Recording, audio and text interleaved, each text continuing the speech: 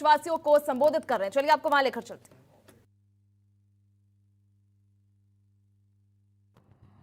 उद्बोधन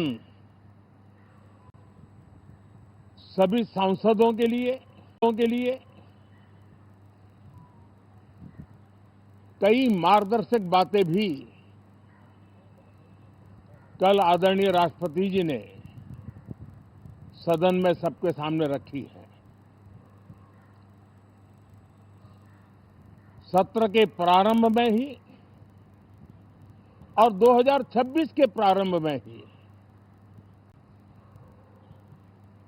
आदरणीय राष्ट्रपति जी ने सांसदों से जो अपेक्षाएं व्यक्त की हैं, उन्होंने बहुत ही सरल शब्दों में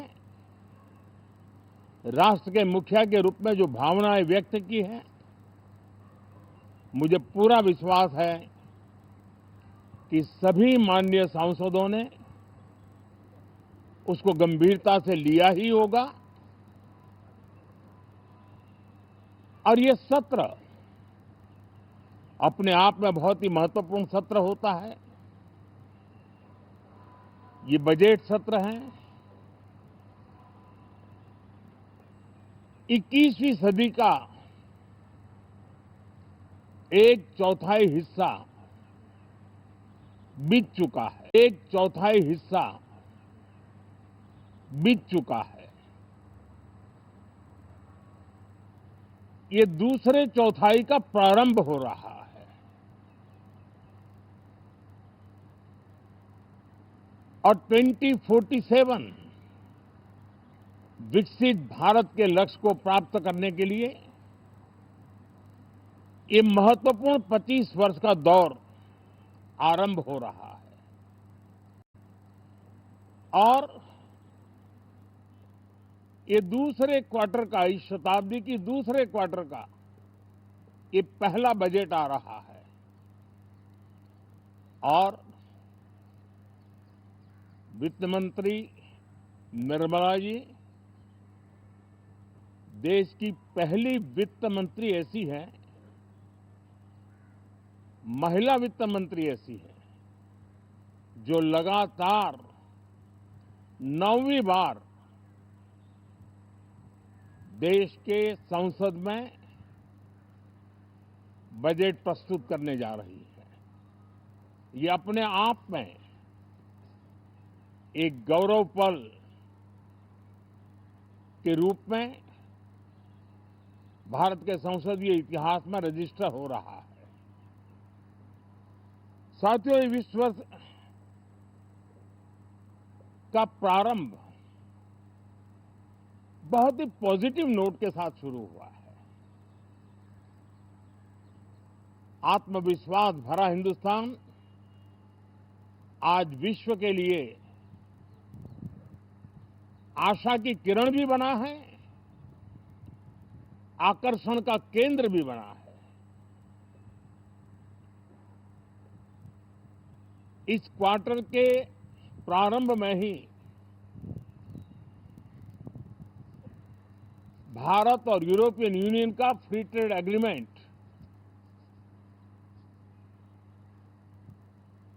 आने वाली दिशाएं कितनी उज्जवल है, भारत के युवाओं का भविष्य कितना उज्जवल है, उसकी एक झलक है। ये free trade for ambitious Bharat है। ये free trade for aspirational youth है। ये फ्री ट्रेड फॉर आत्मनिर्भर भारत है। और मुझे पक्का विश्वास है, खास करके जो भारत के मैन्युफैक्चरर्स हैं, वे इस अवसर को अपनी क्षमताएं बढ़ाने के लिए करेंगे। और मैं सभी प्रकार के उत्पादकों से यही कहूंगा कि जब भारत यूरोपियन यूनियन के बीच मदर ऑफ ऑल डील्स जिसको कहते हैं, वैसा समझौता हुआ है तब मेरे देश के उद्योगकार, मेरे देश के मैन्युफैक्चरर्स अब तो बहुत बड़ा बाजार खुल गया। अब बहुत सस्ते में हमारा माल पहुंच जाएगा। इतने भाव से वो बैठे न रहे। ये एक अवसर है और इस अवसर का सबसे पहला मंत्र ये होता है कि हम क्वालिटी पर बल दें। हम अब जब बाजार खुल गया है तो उत्तम से उत्तम क्वालिटी लेकर के बाजार में जाएं। और अगर उत्तम से उत्तम क्वालिटी लेकर के जाते हैं तो हम यूरोपियन यूनियन के 27 देशों के खरीदारों के पैसे ही कमाते इतना नहीं, क्वालिटी के कारण से हम उनका दिल जीत लेते हैं और वो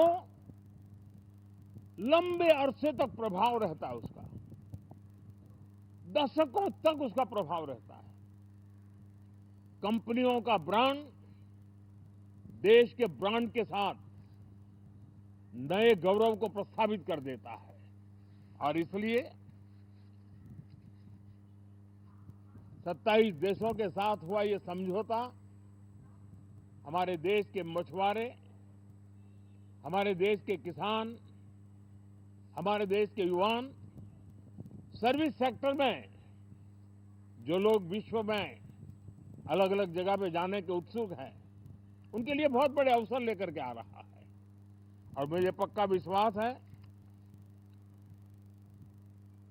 एक प्रकार से कॉन्फिडेंट, कॉम्पिटिटिव और प्रोडक्टिव भारत की दिशा में ये बहुत बड़ा कदम है। साथियों, देश का ध्यान बजट की तरफ होना बहुत स्वाभाविक है, लेकिन इस सरकार की ये पहचान रही है रिफॉर्म, परफॉर्म एंड ट्रांसफॉर्म। और अब तो हम रिफॉर्म एक्सप्रेस पर चल पड़े हैं, बहुत तेजी से चल पड़े हैं। और मैं संसद के भी सभी साथियों का आभार व्यक्त करता हूं कि इस रिफॉर्म एक्सप्रेस को गति देने में वे भी अपनी सकारात्मक शक्ति को लगा रहे हैं और उसके कारण रिफॉर्म एक्सप्रेस को भी लगातार गति मिल रही है। देश लॉन्ग टर्म पेंडिंग प्रॉब्लम्स अब उससे निकल करके लॉन्ग टर्म सॉल्यूशंस के मार्ग पर मजबूती के साथ कदम रख रहा है। और जब लॉन्ग टर्म सॉल्यूशंस होते हैं तब प्रेडिक्टेबिलिटी होती है जो विश्व में एक भरोसा पैदा करती है। हमारे हर निर्णय में राष्ट्र की प्रगति ये हमारा लक्ष्य है, लेकिन हमारे सारे निर्णय ह्यूमन सेंट्रिक है। हमारी भूमिका, हमारी योजनाएं ह्यूमन सेंट्रिक है। हम टेक्नोलॉजी के साथ स्पर्धा भी करेंगे, हम टेक्नोलॉजी को आत्मसात भी करेंगे, हम टेक्नोलॉजी के सामर्थ्य को स्वीकार भी करेंगे, लेकिन उसके साथ साथ हम मानव केंद्रीय व्यवस्था को जरा भी कम नहीं आंकेंगे। हम संवेदनशीलता की महत्व को तो समझते हुए टेक्नोलॉजी की जुगलबंदी के साथ आगे बढ़ने के व्यू के साथ आगे सोचेंगे। जो हमारे टीकाकार रहते हैं साथी, हमारे प्रति पसंद नापसंद का रवैया रहता है